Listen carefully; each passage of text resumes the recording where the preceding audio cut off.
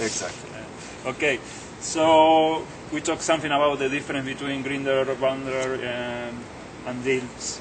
Or, my question is, for example, some people say that I think that Grinder didn't work with two modalities, or maybe Bandler, I don't know. No, it was Grinder. Oh, okay. Grinder say that sometimes it's better to know what is the content of the problem of the people. And Bandler, this is Bandler. Yeah, this is Bandler. So there is some kind of... Yeah, no, Grinder is very much... So first of all, I have to realize Grinder was a linguist, and he was a syntactician, which means grammar. He didn't care about the words, but only the grammar of the words. So he says process. So Grinder, even to this day, says NLP is not about content. Okay. And So Bandler so it's Bandler says sometimes it's okay to know the content. Okay. And Grinder said, he even said some modalities is too much content. Okay. Because you're going more into too much. Yeah. Now, I think... What do you think? You are more with Grinder, you are more with Bandler, you have the own point of view? I'm glad I get both. Both were my teacher, and I appreciate both. I think that, first of all, I think NLP, its strength is its emphasis on process. And process is where the real contribution of NLP is, to not get caught in content. At the same time, sometimes to know about ecology, you need to know about content. So and sometimes I think people need to share something about the content in order to... Maybe if the client wants to share. Yeah. So rather than not let them share, then it's like I'm imposing my map of the world on them. So for me, I hold them both equally. I think I don't really have any disagreement with what Bandler does or with what Grinder does, and I think they both have very important perspective. And then I have my own, which is, there's things that I do that neither of them do, and for me, I have my own values and my own ethic. Yeah. And so, but for me, it's not about this one wrong or this one wrong. I can see they're the two founders of NLP, so their views have to be relevant. I may not say this is the whole truth or this is the whole truth, but each has a truth. So I very much appreciate both Bandler and Grinder, and they both together, it was when they were together that they really created NLP. It wasn't just Bandler and it wasn't just Grinder. So I think what I would say is that, I also think that neither of them has the whole NLP, and that's why the map is not the territory. The map is not the territory. and the other thing, what I would say ultimately though about NLP, there's a few basic presuppositions, and one is that it's not really so much is it true or not true, it's is it useful. So is it useful sometimes for the client to talk about content? Sometimes it's useful. It can be useful. Is it useful sometimes for it to have no content? Yes, that's also useful.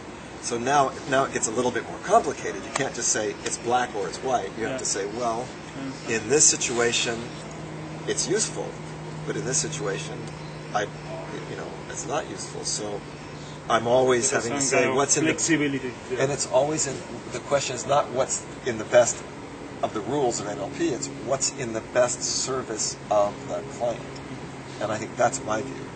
My view is it's not so much, hey, there's an old joke about a doctor, and he does this operation, and the family comes and they say, was it a success? Is the operation a success? And the doctor says, well, the operation was a complete success. The patient died, but the operation was a success. Meaning, okay, I did it right according to the, but the procedure.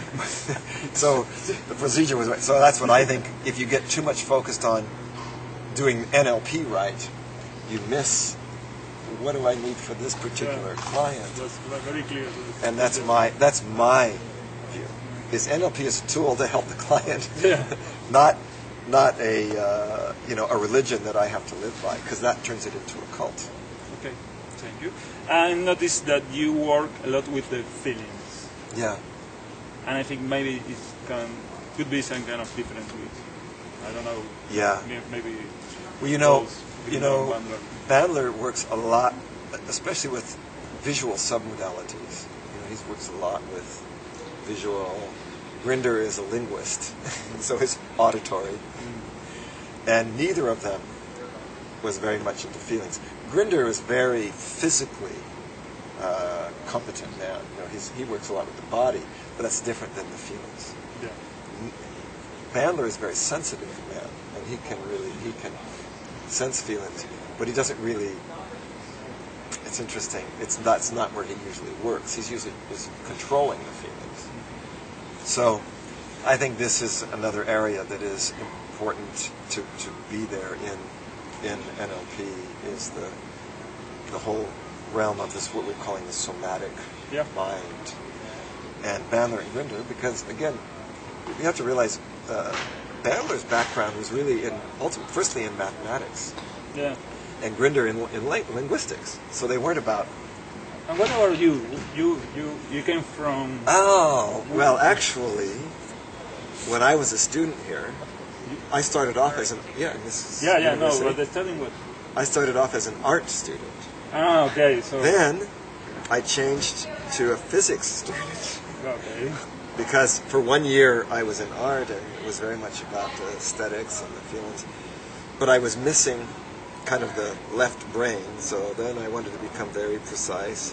And then physics, art, then I wanted to know about people, so I went into politics. So my first year I was an art student, my second year I was a physics student, my third year I was a politics student, and that's where I ran into Grinder. And then NLP put it all together, and it was about all of that plus the people like Erickson, because I got to go see Erickson, was very much about, the feelings and Virginia Satir. So they brought in this other whole.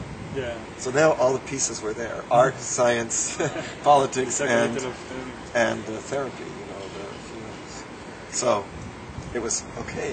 It's because NLP there is an art to it, right? It's an artistic aspect, and there's a science to it, and there's a. You have to work with your creative. Yeah, exactly. Brain. So.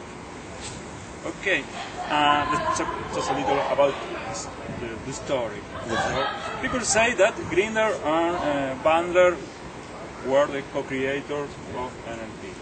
But as I know, up to I know, is when they made I don't know the English word, the final workshop. Yeah. To become NLP. Yeah. No, in graduating, I think the Bandler in psychology. Yeah. I think that Grinder was helping. No, they were working together to make some kind of work. What happened? Final work. What happened was this: if the way that they got together is that Grinder was a professor here of linguistics. Yeah. And Bandler was a student here and came to some of Grinder's classes. They were both very, how would I say, neither was an average person. They were both outside of the box. And so they kind of liked each other because they were very, how would I say, non-conventional. Yeah. And so they met each other and sort of liked each other. Then Bandler started going off and studying psychology. Well, actually, what happened was he got a job working for a publisher who was publishing books on psychology. Now, Bandler wasn't necessarily studying psychology, but he was working for this guy.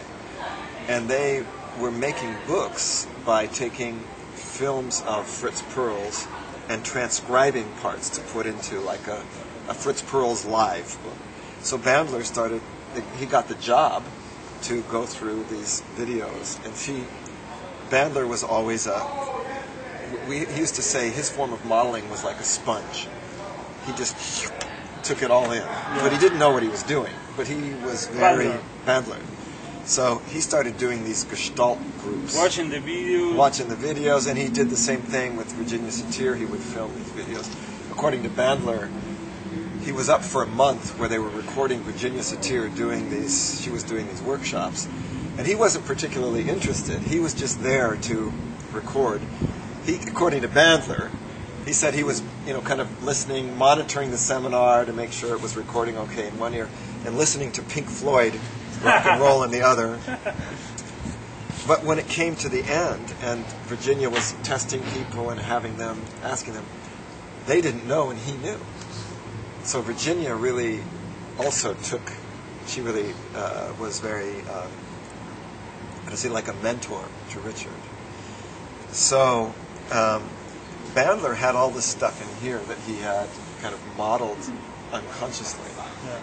Yeah. And so he came back to this area and started doing Gestalt groups around here, and got Grinder to come to watch one of these.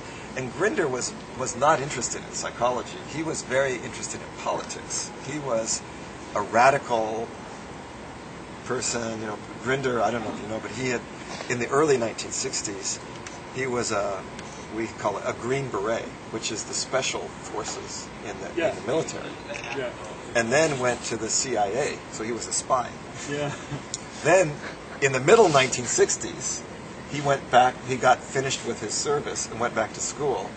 Within 2 years, instead of being a CIA, he was... This is the high story of NLP, Yeah, he was the president. He was the president of the Communist Party in his school, and so he switched. Map is not the territory. But so he became this linguistics professor. So Bandler got Grinder to come to look at one of these things he was doing, and Grinder began to go, he was aware that Bandler was doing something linguistically, even though he could tell as a linguist that there was some patterns in what Bandler was doing, but Bandler didn't know what they were, and he couldn't explain it or teach it. So Grinder said, if you teach me to do what you're doing, I'll tell you what you're doing. Yeah. And that's how it started. Because Grinder in the beginning, he was always the structure. He could chunk it into patterns. Bandler was always like the doer. But that's why I say NLP, if it was only Bandler, there would never have been an NLP, because it would have just been like a guru, somebody doing. But Grinder would have, by himself, he wouldn't have had the, So that's really how NLP started, was those two coming together in this way. So they wrote the structure, the structure of the magic. Yeah. So when the story, as I know, is when you appear. Yeah. The NLP term is. Yeah. Was born. After I appeared. So do you consider yourself as co-creator also, or? Well,